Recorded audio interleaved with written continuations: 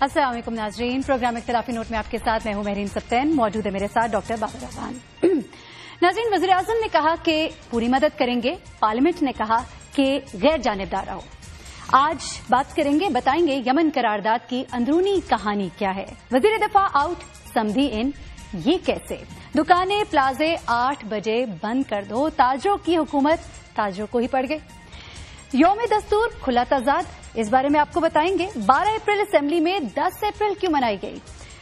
ساتھ ہی ساتھ بھارت کا بیلسٹک میزائل جو ہے وہ 2 نمبر نکل آیا ہے. یہ کیا کہانی ہے، یہ بھی آج کے پروگرام میں آپ کو بتائیں گے. بابر صاحب، سب سے پہلے تو ہم ذرا بات کر لیتے ہیں، یہ جو یمن قرارداد ہے اس کی اندرونی کہانی کیا ہے؟ آپ اجازت دیں تو آپ نے خود کہا کہ بیلسٹک میزائل بھارت نے بیلسٹک میزائل کا یہ 10واں تجربہ تھا، اور اس تجربے میں انہوں نے جو ان کی ریاست ہے اڑیسہ، وہاں سے وہ اڑایا، اور وہ اڑیسہ سے اڑا تو لیکن اڑ نہ سکا. خلیج بنگال میں جا کے چھلانگ مار کے وہ ڈوب گیا. اس کا کوئی 1.5 ٹن سے زیادہ وزن تھا، 7.5 میٹر لمبا بیلسٹک میزائل تھا، اور اعلیٰ سطح پہ انکوائری اس کی آرڈر ہوئی ہے کہ اس میں 2 نمبر میٹیریل استعمال کیا گیا ہے. اچھا، اس لیے بھارت کے پڑوسی ملکوں کے لیے یہ خبر ہے کہ جو وہاں پہ آرسنل، جو وہاں پہ آرمامنٹس تیار ہوتے ہیں، بھارت اس میں بھی گڑبڑ کرتا ہے. علاقے میں تو وہ گڑبڑ کرتا ہی رہتا ہے. ہوتا چنا باجے گھنا. ایگزیکٹلی. اچھا، دوسرا اس کا جو اثر ہوا ہے فوری طور پہ وہ یہ ہوا ہے کہ بھارت کا جو میزائل پروگرام تھا وہ ڈولڈرم میں چلا گیا اور وہ وقتی طور پہ معطل ہو گیا. ویسے بھی بھارت کو ضرورت ہے کہ وہ معطل کرے اپنا میزائل اور اسلحہ خریداری کا پروگرام اور غربت کو دور کرنے کی کوشش کرے. اب آپ کا سوال جو یمن قرارداد کے حوالے سے آپ نے کہا کہ وزیر دفاع آؤٹ سمدھی ان کیسے. اچھا، یہ کہانی اس طرح سے ہے کہ آج جب پارلیز ہو رہے تھے تو میں پارلیمنٹ میں اس وقت موجود تھا، اور اس کے دوران 2 صورتحال پارلیمنٹ میں پیدا ہوئی. پہلی تو یہ تھی کہ وزیر اعظم یہ کہہ چکے تھے، اور نون لیگ کی جو اکثریت کی رائے تھی وہ اس کے حق میں نہیں تھی. کچھ لوگ جن کا ایک خاص بیک گراؤنڈ ہے اور اسکول آف تھاٹ تھا وہ اور طرح سے سوچتے تھے، اور باقی جو ان کا کراؤڈ تھا وہ اور طرح سے سوچتے تھے. جب قرارداد کی تیاری کا مرحلہ آیا تو یہ قرارداد آپ کو یاد ہے کہ وزیر نہ بجلی نہ پانی اور وزیر دفاع نے پیش کی تھی، اور وہ بڑے دعوے اس دوران وہ میڈیا ٹاکس میں بھی آئے رہے اور کہا کہ وہاں دیکھیں جی حوثیوں کے ساتھ کوئی معاہدہ ہونے والا ہے. ساری دنیا میں یہی خبر ان کے پاس تھی، باقی کسی جگہ یہ خبر نہیں تھی. اب جب مرحلہ آیا قرارداد کی تیاری کے بعد کہ اب اس کو فائنل کرنا ہے، تو ساری جو پارلیمانی پارٹیوں کے لیڈر تھے ان کو لے جایا گیا وزیر اعظم سے ملاقات کے لیے. وزیر اعظم کے ساتھ ملاقات میں بات شروع کی شاہ محمود قریشی صاحب نے، اور شاہ محمود قریشی صاحب نے کہا کہ اگر وزیر دفاع اس قرارداد کو پیش کرے گا تو انہوں نے ایک اپنی جیب سے قرارداد نکالی. انہوں نے کہا یہ قرارداد پھر پی ٹی آئی کی ہے، ہم ایوان میں لے کے جائیں گے، ہم قرارداد اس کو علیحدہ سے پیش کریں گے. اچھا. اس وزیر دفاع کی جو زبان ہے، اس وزیر دفاع کا جو طرز عمل ہے، وہ اس قابل نہیں ہے کہ اگر پارلیمنٹ میں قرارداد اس نے لیڈ کی تو پھر قرارداد پاس ہونا نہ ہونا اس کی ذمہ داری ہم پہ نہیں ہے. اس لیے پھر انہوں نے ساتھ یہ بھی بڑا کھل کے کہا کہ ہمارے لوگ اس وقت تو عمران خان نے روک لیا تھا، بھرے بیٹھے ہیں، یہ انہوں نے کہا. اس پہ ان کے لیے ایک عجیب صورتحال پیدا ہو گئی. انہوں نے پھر جو باقی اپوزیشن تھی اس نے ان کا ساتھ دیا، اور پھر یہ طے ہوا جی کہ کوئی وزیر پیش کر لے. تو انہوں نے کہا کہ بہتر یہ ہے کہ اسحاق ڈار صاحب ہی اس کو پیش کریں، اور اپوزیشن کی طرف سے پھر یہ نام اسحاق ڈار صاحب کا آیا. یہ ایک کہانی کا ایک پہلو یہ ہے. کہانی کا ایک اور پہلو یہ ہے کہ جب انہوں نے دیکھا کہ میرے ہاتھ سے قرارداد یا گیم نکل رہی ہے تو انہوں نے پھر پرائم منسٹر کے کان میں خسر پسر کرنے کی کوشش کی، اور خسر پسر کا نتیجہ یہ تھا کہ سارے پھر بول پڑے. انہوں نے کہا جی کہ جس قرارداد پہ ہم دعا خیر کر کے اٹھے ہیں، اتفاق رائے کے لیے کہتے ہیں جی دعا کریں، اس قرارداد کو اگر تبدیل کیا گیا تو پھر ہم اتفاق رائے پھر توڑیں گے. صحیح. اس کے اوپر پھر بے بس ہو گئے وہ وزیر جو تھے، اور ان کی پھر کوئی نہ چلی. اور تیسرا جو تھا وہ قرارداد میں آخری لمحے میں کچھ گورنمنٹ نے چینجز کرنے کی کوشش کی، اور گورنمنٹ کی طرف سے سب سے زیادہ 2 جو وزارت خارجہ کے بزرگواران میں سے ایک بزرگ ہیں فاطمی صاحب، وہ بہت زور لگا رہے تھے کچھ ٹیکنیکلٹیز اس میں ڈالنے کے لیے، جو پیپلز پارٹی نے بھی قبول نہیں کی، باقی سیاسی جماعتوں نے بھی قبول نہیں کی، اور اس طرح سے یہ قرارداد پاس ہوئی. اچھا بابر صاحب، یہاں پہ دو باتیں جو میرے ذہن میں آتی ہیں وہ یہ کہ ایک تو غیر جانبدار کہا گیا ہے اس قرارداد میں کہ رہیں گے، تو کس طرح سے غیر جانبدار رہیں گے؟ دو آپشن ہے، ایک تو یہ کہ خدا نخواستہ حملہ ہو جاتا ہے اور اللہ کرے کہ نہیں ہوتا، دونوں صورت میں. میرے خیال میں اس ڈیٹیل میں ہمیں جانے کی ضرورت نہیں ہے.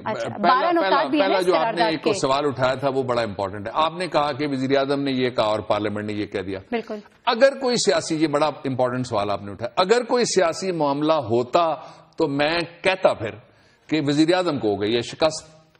اچھا. حکومت کی ہو گئی ہے بے عزتی، اور دیکھیے جی ان کا جو کہا گیا تھا وہ کامیاب نہیں ہوا، یہ کہا جا سکتا تھا، لیکن ایسا میں نہیں کہوں گا.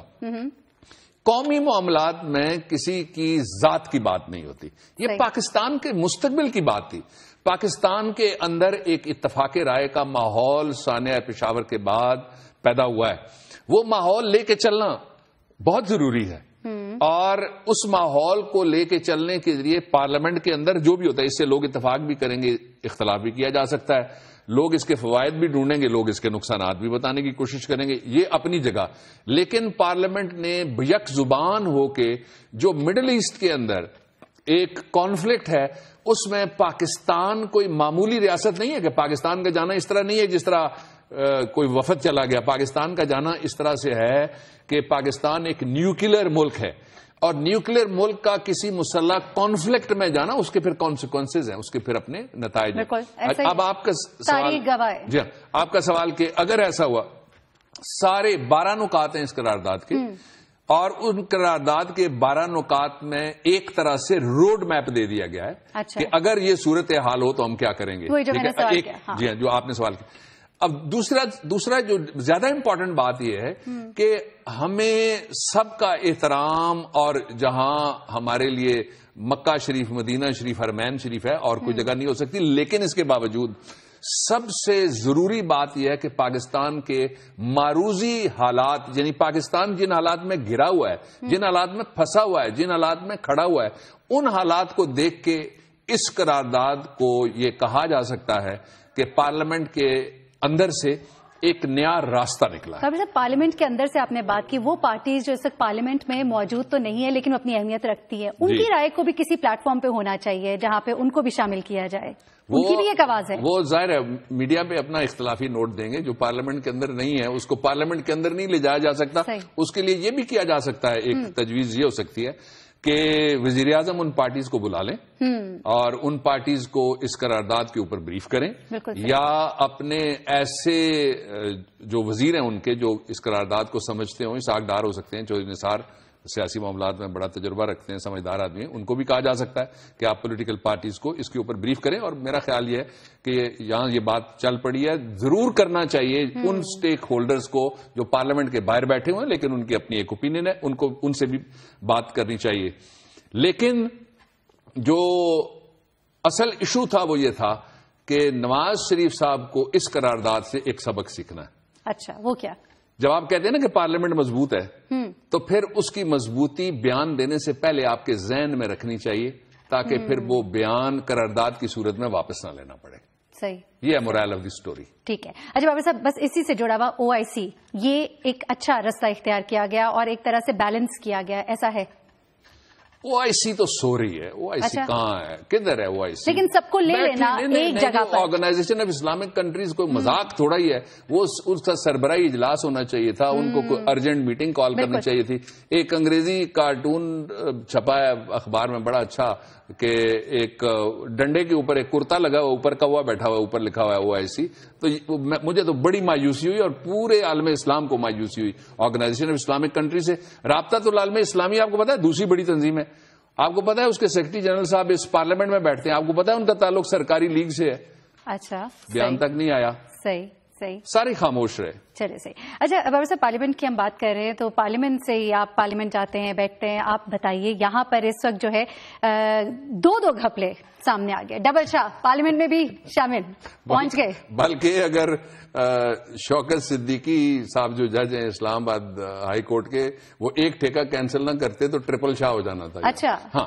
پہلا ٹھیکہ تو یہ تھا کہ جو ایک انہوں نے کوئی 650 ملین کا، آپ دیکھ لیجئے 650 ملین کا ٹھیکہ کس طرح سے کانٹریکٹ دیا گیا سنگل ٹینڈر سے. یار مقابلہ لوگوں کے پیسے ہیں، پاکستان کے اوپر رحم کرو، پاکستان کے مالخانے کے اوپر جس کو پاکستان کا خزانہ کہتے ہیں، یہ لوگوں کی جیبیں کاٹ کے بھرا جاتا ہے، اس کے اوپر ترس کرو. پھر عدالت کو مداخلت کرنا پڑی. وہاں شوکت صدیقی کی کورٹ میں چیئرمین سی ڈی اے نے ایک بیان دیا. وہ بیان میں آپ کو ابھی تازہ ترین خبر بتا دیتا ہوں، اس کا بیان کا نتیجہ اس کو کیا بھگتنا پڑا ہے. بیان یہ دیا، اس نے کہا کہ اوپر سے دباؤ تھا، اس لیے ہم نے سنگل ٹینڈر میں ہم نے اتنا بڑا ٹھیکہ جو تھا وہ پیپرا رولز کی ہم نے خلاف ورزی کر دی. عدالت نے کہا پیپرا رولز کو آپ نے آبزرو کیا، اس نے کہا نہیں. کس کے؟ اس نے کہا جی اوپر سے دباؤ تھا. اب اوپر سے پتا ہے کیا فیصلہ ہوا ہے؟ یہ آج کا فیصلہ ہے، بلکہ کچھ گھنٹے پہلے کا فیصلہ ہے کہ چیئرمین سی ڈی اے معروف افضل کو تبدیل کیا جا رہا ہے. اچھا ہاں، بہانہ یہ لگایا گیا. اصل بات جو ہے یہ تھی جو اس نے عدالت میں بیان دیا کہ میرے اوپر سے دباؤ تھا. چیئرمین براہ راست آتا ہے وزیر اعظم ہاؤس کے نیچے، اچھا اسٹیبلشمنٹ ڈویژن کے نیچے آتا ہے. اس لیے جب وہ یہ کہتا ہے کہ مجھے اوپر سے دباؤ دیا گیا تو اوپر شکرپڑیاں تو نہیں ہو سکتی، اوپر مارگلا ہل سے تو دباؤ نہیں آ سکتا کسی چیل کوے کا. ظاہر ہے دباؤ کہاں سے آیا؟ وزیر اعظم ہاؤس سے آیا ہوگا. اب اس بیان کا جو نتیجہ ہے وہ یہ ہے کہ اس کی ٹرانسفر طے ہو گئی ہے. دوسرا کیا ہوا، اور یہ بتا دیا گیا کہ اسٹیبلشمنٹ ڈویژن میں بیوروکریٹس کو بتایا گیا متعلقہ لوگوں کو کہ نیا بندہ ہم نے لانا ہے. دوسرا یہ ہوا جو اس بیان کے علاوہ جو چیئرمین کے گلے چیز پڑی ہے وہ یہ ہے کہ چیف منسٹر پنجاب نے میٹنگ کر کے کہا کہ آپ اربوں روپے ماہانہ دیں گے اپنا حصہ جو میٹرو آپ کے تھوڑا سا چلے گی، یہ جو 4 کلومیٹر 5 کلومیٹر چلے گی نا اسلام آباد میں، اچھا میٹرو بس، اس کا آپ سبسڈی دیتے ہیں نا، آپ وہ پیسے دیتے ہیں آپ نقد اس کمپنی کو جو ترکی کی کمپنی ہے. تو اس پہ اس نے کہا کہ ہمارے پاس پیسے نہیں ہیں. اور فائنانس کا ایک آدمی ہے سی ڈی اے کا، میں نام لے کے اس کی نوکری خراب نہیں کرنا چاہتا، اس نے بھی یہ کہا، بلکہ اس کی پروپوزل کے اوپر اس کا یہ تبصرہ تھا. اور پھر باقی جو سینئر ممبرز ہیں، ایک تو ہے نا جو جمپرز آئے ہوئے ہوتے ہیں اداروں کے اندر، جو رینکرز ہیں، انہوں نے کہا کہ یہ کام نہیں کیا جانا چاہیے. اچھا دوسرا کیا ہے؟ دوسرا یہ ہے کہ 6 کروڑ روپے کا ایک کام تھا. کام کیا تھا کہ یہ جو بنانی تھی نئی، اب وہاں پہ کچھ بننی ہے عمارتیں چھوٹی موٹی، ان کے لیے پارلیمنٹ کے اندر لاجز بن. اچھا وہ 6 کروڑ کا ٹینڈر پول کیا گیا، ٹھیکیداروں کو نقد پیسے دیے گئے اور 10 کروڑ میں وہ دیا گیا. یہاں سب سے بنیادی سوال یہ ہے کہ جس پارلیمنٹ کے اندر لوگ کھڑے ہو گئے لمبی لمبی تقریریں کرتے ہیں، کہتے ہیں ہم نے احتساب کا بول بالا کر دینا ہے، ہم نے آئین کی بالادستی کر دینی ہے، ہم نے تو جناب قانون کا راج اس ملک میں اب راج کرے گی خلق خدا اور اس کا قانون. تو وہ سارے کہاں ہیں؟ ان گھپلوں کا نوٹس کیوں نہیں لیا گیا؟ ان گھپلوں کے اوپر ایکشن کیوں نہیں لیا گیا؟ کیوں عدالتوں پہ چھوڑا جاتا ہے کہ کوئی عدالت میں جائے گا، عدالت بلائے گی، عدالت ٹھیکہ کینسل کرے گی؟ نوٹس لیا گیا نا جو آپ نے بتایا کوئی شاید فرنیچر کا ٹھیکہ تھا یا جی وہ نوٹس گورنمنٹ نے نہیں لیا نا، عدالت نے لیا، وہ پارلیمنٹ نے نہیں لیا نا، وہ کسٹوڈین آف دی پارلیمنٹ نے بھی نہیں لیا. بلکہ میں ان کی تعریف بھی کرنا چاہتا ہوں، یاز صادق پہ ہم تنقید بھی کرتے ہیں، لیکن جو پارلیمنٹ کے حوالے سے، استعفوں کے حوالے سے انہوں نے موقف آئین، سپریم کورٹ کی ججمنٹ اور جو اپنی رولنگ تھی اس کو کہا کہ I stand by my ruling. تو میں نے ان کو وہاں بھی شاباش دی تھی، یہاں سے بھی میں ان کو شاباش دینا چاہتا ہوں. تو بابر صاحب پارلیمنٹ میں اکاؤنٹیبلٹی کا کوئی طریقہ کار نہیں ہے؟ کیوں ہمیشہ ہمارے جو رولز اینڈ ریگولیشن جو نافذ کیے جاتے ہیں عدالت سے ہی آتے ہیں؟ پارلیمنٹ 2 چیزوں کا شکار ہو گئی ہے. اچھا ایک مکہ کا جب شکار ہو جائے گی پارلیمنٹ، اس کو مفاہمت کا نام دے گی اور مل کے چلیں، جس کو میں نے ایک دفعہ کہا تھا نا کھنڈ کھاؤ تے ونڈ کھاؤ، جس کو میں نے کہا تھا نا ایک دفعہ اور لٹو تے پھٹو، یہ جب ہوگی تو پھر اس میں سے درمیان میں سے عوام غائب ہو جائیں گے. ٹھیک ہو گیا. یہاں پہ بابر صاحب بریک کا وقت ہے اور ابھی ہمیں بات کرنی ہے یوم دستور کی بھی. کیا یہ کھلا تضاد نہیں ہے؟ اس پہ بات کریں گے، لیکن ایک بریک کے بعد ہمارے ساتھ رہیے.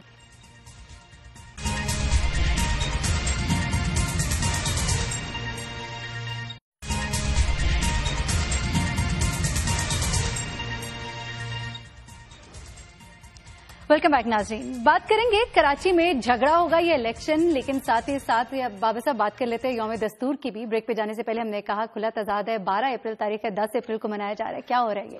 دیکھیں جو پاکستان کا آئین ہے، ہم نے ابھی 4 اپریل کو شہید قائد عوام کی سپیچ بھی دکھائی تھی. انہوں نے کہا کہ 25 سال میں جس ملک میں 22 سال میں دستور نہیں بن سکا، ہم نے 2 سال میں 2 دستور دیے. پہلا جو تھا وہ ایک عبوری آئین تھا، اور عبوری آئین بنا اور 1 سال اس میں لگا. پھر 1 سال اور مکمل لگا، اور یہ جو مکمل دستور اس وقت پاکستان کا ہمارے ہاتھ میں ہے، اس کا ایک سرکاری ورژن چھپتا ہے. یعنی جو کتاب ہے دستور کی، وہ وزارت قانون اور انصاف وہ چھاپتی ہے، اور پھر وہ باقی جگہ اس کو ری پرنٹ کیا جاتا ہے. یہ وہ کتاب اس وقت ہم دکھا رہے ہیں، دی constitution of the Islamic republic of Pakistan. اچھا، اب یہ ٹائٹل ہے بسم اللہ الرحمن الرحیم سے، یہ شروع ہوتا ہے in the name of Allah the most beneficent the most merciful the constitution of Islamic republic of Pakistan. یہ 12 اپریل 1973 کے دن بنا اس وقت کہتے ہیں جب پریمبل میں لکھا ہوتا ہے، جب قوم کہتی ہے کہ آج اسمبلی کہتی ہے کہ ہم نے اس کو اڈاپٹ کیا. نہیں، پیش تو یہ 2 سال ہوتا رہا نا جی. مختلف اس کی شکیں بنتی رہی، مختلف اس کی ہیئرنگ ہوتی رہی. اس کے جو یوم نفاذ ہے، جس کو یوم دستور کہا جا سکتا ہے، وہ 12 اپریل 1973 ہے. مجھے نہیں معلوم کہ جو 10 اپریل 1973 یہ کس کا مشورہ تھا، اور وزارت قانون روز اس کے لوگ بیٹھے ہوتے ہیں، پارلیمنٹری افیئرز والے بیٹھے ہوتے ہیں، انہوں نے بتایا کیوں نہیں کہ آپ یہ درست کر لیجئے، کیونکہ آفیشیل ڈیٹ 12 اپریل 1973 ہے. یعنی کہ اب دوبارہ سے منایا جانا چاہیے اسے، جو کہ اس کی ایگزیکٹ ڈیٹ ہے، وہ ہم منا لیں گے، کوئی بات نہیں. اچھا بابر صاحب، آگے بڑھتے ہیں، ذرا کراچی کی بات بہت ضروری ہے کرنی، کیونکہ کراچی میں اس وقت جو پورا ماحول بن رہا ہے، الیکشن ہو رہے ہیں، الیکشن ہوں گے یا جھگڑا ہوگا، کیا ہوگا؟ جھگڑے کی کوشش تو بڑی کی جا رہی ہے. اچھا، پھر جھگڑا لپیٹ لیا جاتا ہے، پھر پیار بھرے جملے چھوڑا جاتا ہے، پھر جو جھگڑا ہے وہ جبڑا کھول کے اس کو سمیٹ بھی لیا جاتا ہے. آپ نے دیکھا بڑی مچھلیاں جو ہیں، وہ جب کوئی شکاری مچھلی آ جائے تو چھوٹی مچھلیوں کو اپنے منہ میں ڈال لیتی ہیں، جو اس کی اسپیشل پسندیدہ مچھلیاں اور جن کو بچے کہا جا سکتا ہوتے ہیں. اس وقت ضرورت اس بات کی ہے. ایک اچھا فیصلہ ہوا ہے، اور انٹیریئر منسٹر نے یہ کہا تھا، اور پھر الیکشن کمیشن نے یہ کہا ہے، اور پھر جو پارٹیاں الیکشن لڑ رہی ہیں انہوں نے بھی یہ کہا ہے. اس کے نتیجے میں ایک اچھا فیصلہ یہ ہوا ہے کہ army in the form of Rangers اس کا طے ہو گیا ہے. لیکن میرا یہ خیال ہے کہ اب طے ہو جانا چاہیے کہ کراچی کے اندر الیکشن ہوتا ہے یا دھاندلی ہوتی ہے، اس لیے کہ الزامات لگتے رہتے ہیں، اور ملک میں جوڈیشل کمیشن بننے کے بعد اب یہ طے ہو جانا چاہیے کہ الیکشن جعلی کون سا ہوتا ہے اور اصلی کون سا ہوتا ہے. اس لیے کراچی میں الیکشن ہونا چاہیے. جھگڑا روکنے کے لیے جو کوشش نہیں کریں گے وہ الیکشن ہار جائیں گے، یہ میں آپ کو بتا دیتا ہوں. لوگوں نے اب جھگڑے پسند نہیں کرنے، لوگ چاہتے ہیں کہ ان کی امپاورمنٹ کے راستے پہلے ہی بند ہیں، امپاورمنٹ کا راستہ ان کا کھلے. لوگ چاہتے ہیں کہ ان کی آواز سنی جائے، لوگ چاہتے ہیں کہ ان کے ہاتھ سے ڈالا ہوا ووٹ ہی ان کے ڈبے سے نکلنا چاہیے، ٹھپا نہیں نکلنا چاہیے. اچھا، وزیر اعظم نواز شریف صاحب نے کہا نا کہ ابھی جو عمران خان صاحب گئے کراچی، اس کا کریڈٹ کوئی اور نہیں لے سکتا. وہ لینا چاہتے ہیں بھائی، جس طرح پرامن طریقے سے گئے تو جائیں، وہ بھی پرامن طریقے سے جائیں، ایک ریلی کریں، گاڑی کی چھت کے اوپر اللہ اکبر کا نعرہ لگانے کے لیے کھڑے ہو جائیں. ہم نے کسی نے منع کرایا ہوا ہے، لیکن جو عمران نے کراچی میں جا کے جس طریقے سے وہ باہر نکلے ہیں، میرے خیال میں وہ طریقہ صحیح معنوں میں الیکشن مہم والا طریقہ ہے نا. اور پہلی دفعہ یہ خوبصورتی ہے کراچی کی، ڈائیورسٹی کا ایک شہر ہے جس کو بہت سارے، جس میں رنگ ہیں جن کو تضاد بنانے کی کوشش کی جاتی رہی ہے. اس لیے وہ جس طریقے سے کمپین وہاں پہ جاری ہے، الیکشن کے نتائج جیتے گا کون، ہارے گا کون، یہ نزدیک چل کے آپ کو ہم بتائیں گے. لیکن یہ بات طے شدہ ہے کہ الیکشن کے نتائج میں لوگوں کی دلچسپی ہو گئی ہے. ووٹر کراچی کا جاگ گیا ہے، اور ووٹر چاہتا ہے کہ اس کا کیا ہوا فیصلہ اس کو تبدیل نہ کیا جائے. اچھا ٹھیک، بابا صاحب جلدی سے ذرا بتا دیجیے گا کہ اب یہ جو ابھی عمران خان صاحب گئے کراچی، اس کے بعد جو ابھی جلسہ کرنا ہے جناح گراؤنڈ موسٹ پروبیبلی یا اشارہ قائد اعظم، تو کیا وہ پرامن ہوگا؟ لگ رہا ہے حالات کہتے ہیں لازمن کافی بہتری آئی ہے. بالکل. اب میرا خیال نہیں ہے کہ کراچی میں مینڈیٹ یا الیکشن کمپین یا کراچی کے امن کو اب نہ کوئی یرغمال کر سکتا ہے، اور اب نہ اس کو کوئی اغوا کر سکتا ہے، اور نہ اس کا جو اس وقت کا منظرنامہ ہے اس کو کوئی توڑ سکتا ہے بزور طاقت. ٹھیک ہے، طاقت جو استعمال کر کے توڑتے تھے وہ خود ٹوٹ رہے ہیں اس وقت. وہ سارے کے سارے مافیاز، وہ سارے عناصر. اور اب میرا خیال یہ ہے کہ قائد اعظم کی روح بڑی خوش ہوگی. ڈر آف کا کراچی کا امن بحال ہوتا ہے. ان کے قائد اعظم اور محترمہ فاطمہ جناح کے بچے بچیاں نہیں مارے جاتے, اس سے زیادہ ان کو کیا خوشی ہوگی. اچھا بابر صاحب, ایک اور اہم موضوع, اور وہ ہے دکانیں جو بند کی جائیں گی, کاروباری مراکز جو بند کیے جائیں گے. 8 بجے تاجر جو ہے وہ ہڑتال کرنے پہ نکل آئے ہیں, اور یہ جو صورتحال بنتی نظر آ رہی ہے, پھر ایک بار ہم دیکھتے ہیں حکومت جو ہے ہڑتالوں کا سامنا کرے گی. کیا کر رہے ہیں؟ ہم کل بات کریں گے ینگ ڈاکٹرز جو پنجاب کے ہیں, ان کے ساتھ 3 دفعہ دھوکہ کیا گیا, 4تھی دفعہ وہ پھر باہر نکلے. کل اس پہ ہم بات کریں گے. اور جو 15 دن بعد, یعنی آج کے 14 دن بعد 25 تاریخ کو, 25 اپریل سے لے کے اگست تک یہ انہوں نے سلسلہ, اور پتہ ہے مشورہ کس کا ہے کہ آپ تاجروں سے دکانیں بند کروا دیں. دنیا میں دکانیں بند ہوتی بھی ہیں, اس پہ بھی بات کی جا سکتی ہے. یورپ میں ہوتی ہیں, لیکن کام شروع کتنے بجے وہاں پہ ہوتا ہے؟ وہاں تو صبح سویرے, ظاہر وہ سن لائٹ استعمال کرتے ہیں نا, سورج کی روشنی استعمال کرتے ہیں. اور ابھی میں اگر آپ کو بتاؤں تو آپ حیران ہو جائیں کہ ابھی یہ طے کیا ہے حکومت نے کہ گریڈ 19 کا افسر تو ایئر کنڈیشنڈ استعمال کیا کرے گا, لیکن غریبوں کے لیے افسر شاہی میں سے بھی انہوں نے افسر شاہی کھڑی کر لی ہے. یہ بھی فیصلہ انہوں نے کیا. اچھا, اب یہ جو میٹنگ ہے اس میں کون کون تھے؟ ایک تو وزیر ڈیزل تھے اور دوسرے وزیر بجلی نہ پانی, ان کے یہ مشورے پہ کیا جا رہا ہے. اور پورے پاکستان کے اندر فیصلہ یہ ہے, دکان, مارکیٹ, پلازا 8 بجے بند ہو جائے گا, اور جو ریسٹورینٹ ہیں وہ اور شادی ہال وہ 10-11 بجے وہ بھی بند ہو جایا کریں گے. لیکن آپ کو پتا ہے کہ جو ورکنگ وومن ہے وہ کتنے بجے فارغ ہوتی ہیں؟ آپ کو پتا ہے 5-6. تو ظاہر ہے وہ گھر گیا, بچوں کو سلام کیا, کوئی چینج کیا, کوئی منہ سر سیدھا کیا, اور پھر مارکیٹ گئے, تو اتنی دیر میں تو مارکیٹ بند ہو جایا کرے گی.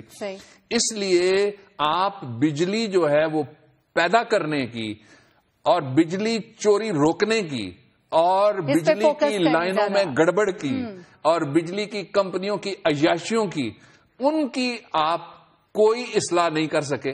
اب آپ تاجروں کو پڑھ رہے ہیں, اس سے پہلے آپ غریبوں کو پڑھ گئے, اس سے پہلے آپ دیہاتیوں کو پڑھ گئے, اس سے پہلے آپ پوری پبلک کو پڑھ گئے. آپ نے لوڈ شیڈنگ کے خاتمے کے بے شمار وعدے کیے. اچھا, اب جو اس کا خاص پہلو ہے وہ یہ ہے کہ آپ کہہ رہی ہیں نا کہ کراچی میں جھگڑا ہوگا, یعنی کہیں اور جھگڑا ہو یا نہ ہو, تاجروں اور تاجروں کی حکومت کا جھگڑا ہو جانا. یہ میں حکومت کو وارن کر رہا ہوں. اچھا بابر صاحب, جو بھی اگر کوئی کام کیا جاتا ہے, یہ کوئی نیا فیصلہ تو تھا نہیں, پہلے بھی ہم کر چکے ہیں, کیا وہ فروٹفل تھا؟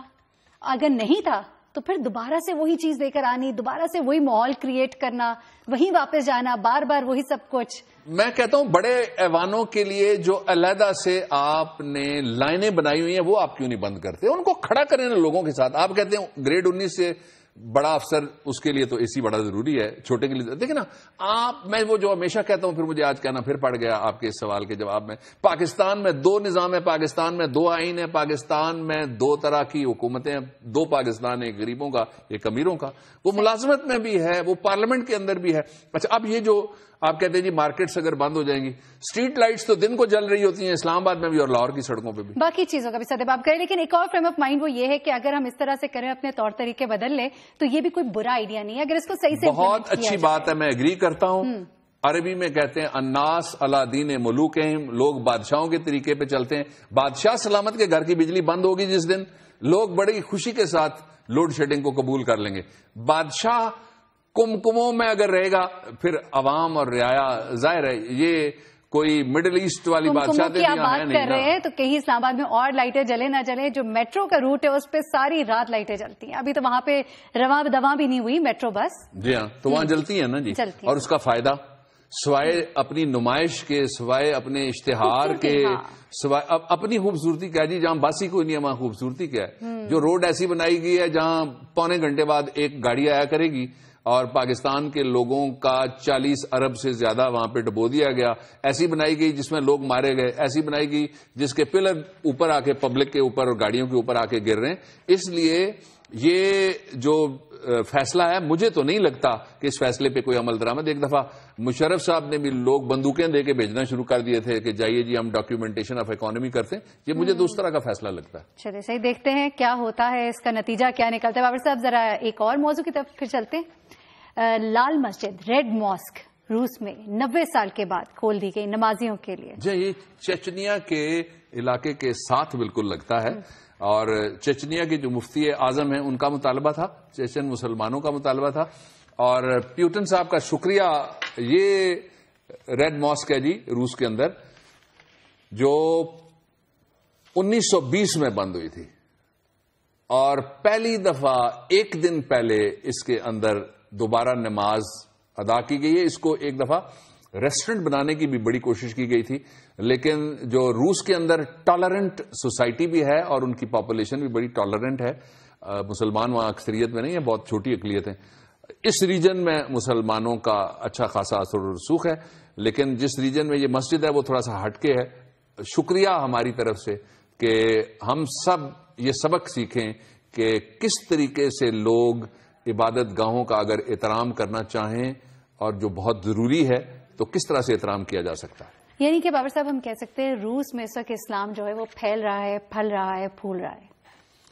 ایک دفعہ جو مفتی اعظم فلسطین تھے نا, تو وہ گئے یورپ. جب واپس آئے تو ان سے سوال کیا گیا. انہوں نے کہا کہ آپ نے اس وقت اس زمانے میں اتنے میڈیا کے ذرائع نہیں تھے, اخبار بھی خال خال ہوتے تھے اور ٹیلی ویژن تو غالباً تھا ہی نہیں, یہ کوئی 50s کی بات ہے. اچھا.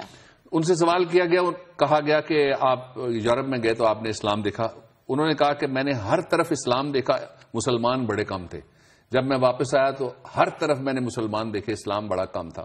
مثال جو انہوں نے دی اس میں دو باتیں بڑی ضروری ہیں. میں ایک آسانی کر کے بات کر دیتا ہوں کہ یہ وہ مذہب ہے جس میں ہمارے پیارے نبی, آخری نبی حضرت محمد مصطفیٰ صلی اللہ علیہ وآلہ وسلم پر ہماری 1000 جانیں قربان. آپ کے فرمان کے مطابق آپ کو 100 میں سے 50 نمبر اچھا مسلمان ہونے کے پتہ کس بات پہ ملتے ہیں؟ صفائی پہ. بالکل. نیت کی صفائی, آنکھ کی صفائی, زبان کی صفائی, محلے کی صفائی. نصف ایمان تو یہ ہو گیا نا جی ایک. اور جو دوسری بات ہے وہ یہ ہے کہ ایک دوسرے کو برداشت کرو, یہ کون سکھاتا ہے؟ لا اکراہ فی الدین, جبر نہ کرو ایک دوسرے کے ساتھ, یہ کون سکھاتا ہے؟ اور ایک دوسرے کے بارے میں ججمنٹ نہ دو. اس پہ ایک حدیث شریف اور واقعہ کسی اور دن بیان کریں گے. ایک دوسرے کے بارے میں ججمنٹ نہ دو کہ یہ کون ہے اور یہ کون ہے. کچھ چیزیں ایسی ہیں جو اللہ تعالیٰ پہ چھوڑنی چاہیے. یہ رسول محترم صلی اللہ علیہ وسلم کا فرمان بھی ہے اور واقعہ بھی ہے, وہ کبھی بیان کریں گے. اس لیے ہمیں چاہیے کہ یہ سبق ضرور سیکھیں کہ ہم دنیا میں جہاں جہاں بھی ہیں, وہاں ہمارے مسجدیں ہیں, لوگوں کے بھی معبد ہوتے ہیں, خیال کرنا چاہیے. بالکل صحیح, بہت ہی خوبصورت بات کی. اور اسی کے ساتھ بریک لیں گے اور بریک سے واپس آئیں گے تو تلاش گمشدہ میں ہم ڈھونڈنا چاہتے ہیں اسلام آباد اور راولپنڈی میں ٹریفک پولیس کہاں ہے, یہ ضرور جانیے گا اس بریک کے بعد.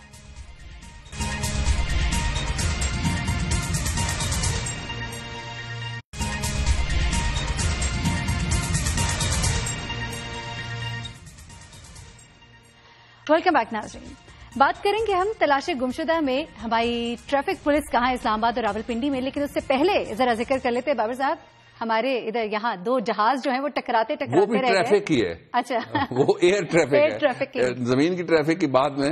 یوب ہمارا علاقہ, یہ میاں والی سے آپ آگے جائیں اور پھر چشمہ اور ڈی آئی خان سعد اس کے یوب ہے. یوب کی ایک خاص بات یہ ہے کہ یہاں پہاڑ ہے تخت سلیمان.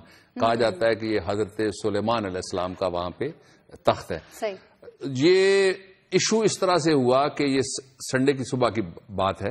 فریکوینسی کی گائیڈنس ان کو ملتی ہے کہ کتنا فاصلہ ایک دوسرے سے وہ رکھیں. بہت خطرناک حد تک یہ قریب آ گئے, گائیڈنس ان کو نہیں ملی. اور لکھ کے دو فوراً, یہ ظاہر ہے پھر جو سو رہے تھے, نیند پوری کر رہے تھے, ان کو پتہ ہونا چاہیے نا. اور یہ تو بڑی خطرناک بات ہے نا جی.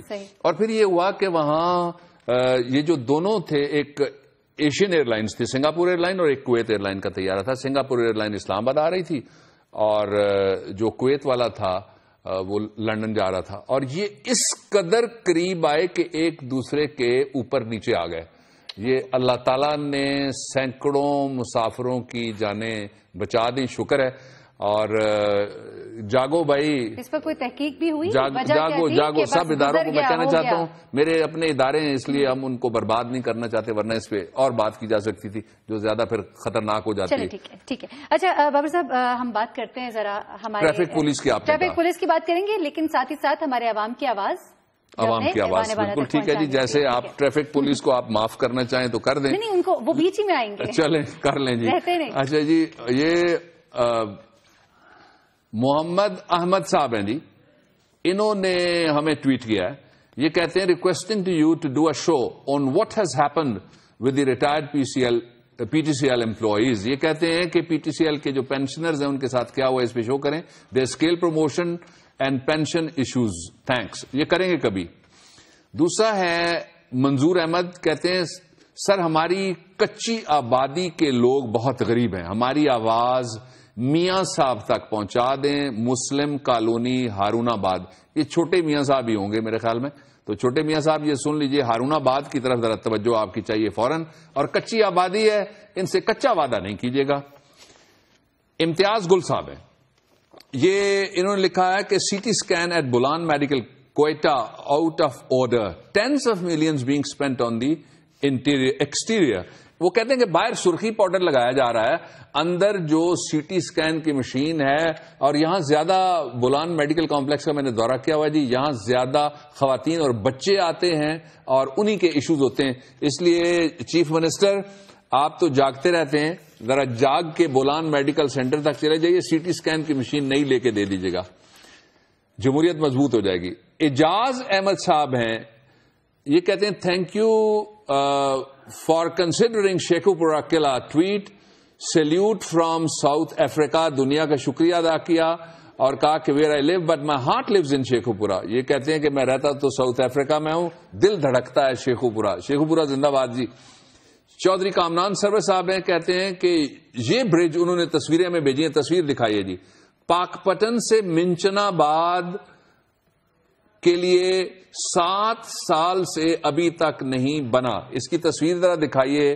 یہ جو پاک پتن سے منچنا باد والا برج ہے، اور کہیں میرے خیال میں ہمارے ٹیکنیکل عملے کو جس طرح میڈم کو ترس آ گیا ٹریفک پولیس پہ، ان کو ہائی ویز والوں پہ ترس آ گیا. یہ کل ہم دکھا دیں گے جی، ابھی نہیں چل سکا کسی وجہ سے. اچھا اب آپ آ جائیے جی ٹریفک پولیس کی طرف. کدھر ہے ٹریفک پولیس؟ راولپنڈی میں میں نہیں بولتا جی، وہ تصویر بولتی ہے. تصویر سٹی ٹریفک پولیس راولپنڈی. یہ کون بیٹھا ہوا ہے؟ میں کوئی تبصرہ بھی نہیں کرنا چاہتا، یہ ہمارے فنکار بیٹھے ہوئے ہیں. اور ٹریفک پولیس کہاں ہے؟ ٹریفک پولیس ریسٹ کرنے کے لیے گئی ہوئی ہے. جس چوک میں آپ جاتے ہیں نا جی، چوک میں ہر چوک میں یہی ہوتا ہے، ٹریفک پولیس کونے پہ ہوتی ہے جہاں سوزوکیاں اور موٹر سائیکل والے ان کو دہشت گرد سمجھ کے روک رہے ہوتے ہیں، اور ٹریفک پھنسی رہتی ہے گھنٹوں کے حساب سے. اب اسلام آباد کا ایک منظر دیکھ لیجئے، کس قدر نشہ اقتدار. صاحب جو گاڑی کے اندر بیٹھا ہوا ہے اس کو بھی جیل جانا چاہیے، اور جو باقی ہیں. اب دیکھیے ہوا یہ کہ ایک برڈ شو ہو رہا ہے اور فلاور شو ہو رہا ہے روز اینڈ جیسمین گارڈن میں. وہاں وہ جو سرخ ٹوپی کے پیچھے سبز وہ گاڑی ہے، اس کا نمبر پلیٹ بھی پڑھا جا سکتا ہے، وہ رانگ سائڈ سے یعنی ون وے ٹریفک کو وائلیٹ کر کے جا رہی تھی. گارڈوں نے روکا، ذمہ داری سے گارڈوں کو سلام. اور ایک گارڈ جو تھا وہ سڑک پہ لیٹ گیا، اس نے کہا میں قانون نہیں توڑنے دوں گا. اس کو بھی سلام. اور اسی طرح سے ہمیں قانون شکنی مل کے اس قوم کو روکنی پڑے گی. تب یہ بڑے بڑے لوگ جو اقتدار کے نشے میں بدمست ہو کے سمجھتے ہیں کہ سڑک ان کے بزرگوں کی ہے، ان کو پتہ لگے گا یہ سب کی ہے. صحیح. اچھا بابر صاحب، یہ جو سارا کچھ ہو رہا ہوتا ہے خاص طور پہ پنڈی اور اسلام آباد میں، ابھی ہم نے جیسے یہ تصاویر بھی دکھائی ہیں اور اس سے پہلے وہ پل کی بھی ہم اگر بات کر رہے تھے، ہم کوشش تو کرتے ہیں کہ ہماری آواز جو ہے وہ عوام کی آواز ہم وہاں تک پہنچائیں، لیکن جب عمل نہیں ہوتا، لوگ نہ ہو. اچھا نو من را منکم منکرا فلیغیرہ بیدی فإن لم یستطع فبلسانہ. رسول محترم صلی اللہ علیہ وسلم نے فرمایا جب کوئی استنکار، برائی، کجی، خرابی دیکھتے ہو تو ہاتھ سے روکو. استطاعت نہیں ہے زبان سے تو برا کہو. وہ میں وہاں تک نہیں قوم کو پہنچانا چاہتا کہ وہ پھر کمزور ترین درجہ ہے. ہم تو طاقتور لوگ ہیں، ہمیں ہوا کیا ہے، ہم اپنے لیے کھڑے ہو سکتے ہیں، ہم ملک میں قانون کے نفاذ کے لیے کھڑے ہو سکتے ہیں. بابر صاحب یہ قطرہ قطرہ ہے جو انشاءاللہ سمندر بنے گا. یہ بن رہا ہے سمندر جی، مجھے تو کوئی شک نہیں ہے. میں مایوس نہیں ہوں، نہ اس ملک سے، نہ اس ملک کے لوگوں سے، شجر سے امید ہے، اور نہ ہی یوتھ سے مایوس ہونے کی ضرورت. آپ نے دیکھا نہیں ینگ لڑکا گاڑی کے آگے لیٹا ہوا ہے اور اس کو پرواہ کوئی نہیں ہے. لوگوں میں واقعی اب شعور آ رہا ہے، یہ چیز پہلے نہیں تھی. Wake up people, wake up. بالکل جاگتے رہو، یہ آپ کا ملک ہے، یہ آپ کا مستقبل ہے. اور پوچھئے ان سے جو یمن سے آئے ہیں ملک کیا چیز ہے. صحیح. ان سے پوچھئے جو کویت سے لوٹ پٹ کے آئے تھے کہ وطن کیا چیز ہے. بالکل صحیح، بالکل صحیح. وطن کیا چیز ہے. بالکل صحیح. اچھا بابر صاحب، پروگرام کا وقت ختم ہوا اور انشاءاللہ ناظرین آپ سے کل دوبارہ ملاقات ہوگی اسی وقت 8 بجے. دوبارہ یہاں بیٹھیں گے بہت سے اہم سے موضوعات کے ساتھ، لیکن جاتے جاتے بابر صاحب آپ کی آواز عوام تک بہت ضروری. فضائیں سوچ رہی ہیں کہ ابن آدم نے خرد گنوا کے جنوں آزما کے کیا پایا. وہی شکست تمنا، وہی غم ایام، نگارے زیست نے سب کچھ لٹا کے کیا پایا. اور فضا میں گرم بگولوں کے رقص جاری ہیں، افق پہ خون کی مینا چھلک رہی ہے. ابھی کہاں کا مہر منور، کہاں کی تنویریں کہ باموں در پہ سیاہی جھلک رہی ہے. ابھی کبھی بھٹک کے رہ گئی نظریں خلا کے وسعت میں، حریم شاید رہنا کا کچھ پتہ نہ ملا. طویل راہ گزر ختم ہو گئی لیکن ہنوز اپنی مسافت کا منتہا نہ ملا. اور سفر نصیب رفیقو قدم بڑھائے چلو، قدم بڑھائے چلو. پرانے راہنما لوٹ کر نہ دیکھیں گے. طلوع صبح سے تاروں کی موت ہوتی ہے. شبوں کے راج دلارے ادھر نہ دیکھیں گے. خود دیکھو، کجی روکو، خرابی روکو، قانون کا احترام کرو اور کرواؤ ملک تمہارا. کل بات آگے بڑھائیں گے.